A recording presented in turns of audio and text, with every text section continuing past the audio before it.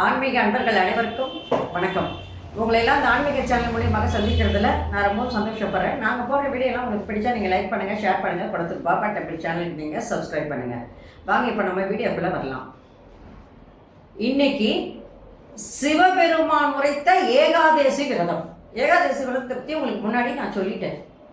ஆனால் இது சிவபெருமான் வாயால் கேட்கும்போது இது எவ்வளவு உகந்த விரதம், எவ்வளவு போற்றக்கூடிய ஒரு விரதம் அப்படின்றத நம்ம புரிஞ்சுக்கணும். அதுக்கு தான் ஒரு சின்ன பதிவு உங்களுக்கு சின்னதாக நான் உங்களுக்கு கொடுக்குறேன். வாங்க இப்போ நம்ம வீடியோக்குள்ள வரலாம். மகாபாரத போர் நடைபெற்ற போது ஸ்ரீ கிருஷ்ணர் அர்ஜுனனுக்கு பகவத்கீதா உபதேசம் செய்த நாள் இந்த வைகுந்த ஏகாதசி திருநாள் தான். பகவத்கீதா எல்லாராலையும் பாராட்டப்படக்கூடியது. அதில் இல்லாத கருத்துக்கள் இல்லை. அது மோட்சத்துக்கு நம்ம இட்டு செல்லக்கூடியது. அந்த உபதேசம் செய்த நாள் இந்த வைகுண்ட ஏகாதசி திருநாள். அதே நேரத்தில் ஒரு முறை பார்வதி தேவி சிவபெருமானங்கிட்ட கேட்குது, மார்கழி மாதம் வருகின்ற இந்த ஏகாதசி இதை பற்றி இதில் எல்லாரும் ரொம்ப பெருமையாக சொல்கிறாங்க. இதனுடைய மகிமையை பற்றி நீங்கள் என்னன்னு எனக்கு சொல்லணும் அப்படின்னு கேட்குது.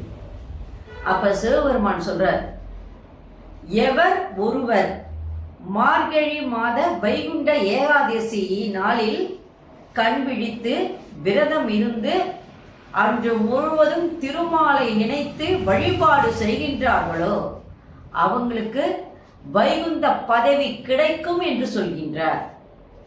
ஓராண்டில் வருகின்ற 25 ஏகாதசி விரதங்களை கடைபிடிப்பவர்களுக்கு அஸ்வமேத யாகம் செய்த பலனானது கிடைக்கும் என்று சிவபெருமான் யார்கிட்ட சொல்றாரு? பார்வதி தேவி கிட்ட சொல்றாரு. அப்ப அவரே இந்த அளவுக்கு சொல்றாருன்னா, சிவபெருமானே சொல்றாருன்னா அதோடைய மகிமைய நம்ம சொல்ல வேண்டிய அவசியமே கிடையாது. அது அவ்வளவு சிறப்பு வாய்ந்தது. மனிதர்களுக்கெல்லாம் ஒரு ஆண்டு காலம் என்பது தேவர்களுக்கு ஒரே ஒரு நாள்.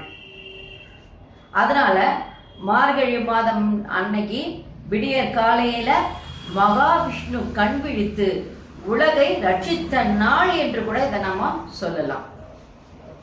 அதனால இந்த நாள் ஏகாதசி திருநாள் என்று அழைக்கப்படுகின்றது. அதனால ஆழ்வார்கள் அருள் கடாட்சத்தால் வந்தது என்று இந்த நாள் என்று கூட நம்ம சொல்லலாம். எனவே ஆழ்வார்கள் வைகுந்த பதவியை அடைகின்ற போது இறைவன் மீது அந்த பாசுரங்களை எல்லாம் பாடி அந்த வைகுண்ட ஏகாதசி நாளே அவர்கள் என்ன பண்றாங்கன்னா மிக சிறப்பாக கொண்டாடி கொண்டு வருகின்றார்கள். இதனால இந்த ஏகாதசின்றது சாதாரணப்பட்ட விஷயம் கிடையாது. வைகுண்ட ஏகாதசின்றது புண்ணியம் தரக்கூடிய, நம் பாவங்களை போக்கக்கூடிய, நமக்கு மறுபிறவி இன்பம் அளிக்கக்கூடிய ஒரு நல்ல நாளாக இது அமைகின்றது. இதை அழகா சொல்லும் போது எப்படி சொல்லணும்னா, வாமனராக திரு விக்கிரமனாக வளர்ந்து மகாவிஷ்ணுவாக மாறினார். அவருடைய பாதத்தால் பாதாளத்தை அளந்து தன்வசப்படுத்தி அதே நேரத்தில் தலையால் இந்திரலோகத்தில் புகுந்து கைகளால் 8 திசைகளையும் அளந்தார். அந்த விஷ்ணு சொரூபமான நரசிம்மரை நாம் அன்றைய தினம் வழிபட்டால் நமக்கு எல்லா விதமான புண்ணியங்களும் கண்டிப்பா கிடைக்கும். நம்மளுடைய பாவங்கள் உடனடியாக விலகுகின்ற ஒரு வாய்ப்பு நமக்கு நிச்சயமா ஏற்படும். அதனால இந்த வைகுண்ட ஏகாதசி திருநாள்ல விரதம் இருந்து கண் விழித்து கூடுமானவரை நமக்கு என்ன முடியுமோ அதை செஞ்சு அந்த இறைவனை அன்றைய நாள் நினைக்கணும், வழிபடணும். அதுதான் ரொம்ப ரொம்ப முக்கியமானது. இவ்வாறு செய்தால் நமக்கு பெரும் பதவியானது, வைகுந்த பதவியானது கிடைப்பதற்கு நிச்சயமாக வழிவகுக்கும். ஏன்னா சிவபெருமான் வாயாலேயே பெருமாளை பற்றி சொல்லும் போது அது எவ்வளவு புண்ணியமுடையது அப்படின்றத நம்ம உணர்ந்துக்கிறோம். நன்றி, வணக்கம். இந்த வீடியோ உங்களுக்கு பிடிச்சா நீங்கள் லைக் பண்ணுங்கள், ஷேர் பண்ணுங்கள், கொளத்தூர் பாபா டெம்பிள் சேனலுக்கு நீங்கள் சப்ஸ்கிரைப் பண்ணுங்கள். நன்றி, வணக்கம். நாளைக்கு வேறு ஒரு பதிவோடு உங்களை சந்திக்க வரேன். ஓம் நம சிவாய. Subscribe to my channel and please press the bell icon for more videos.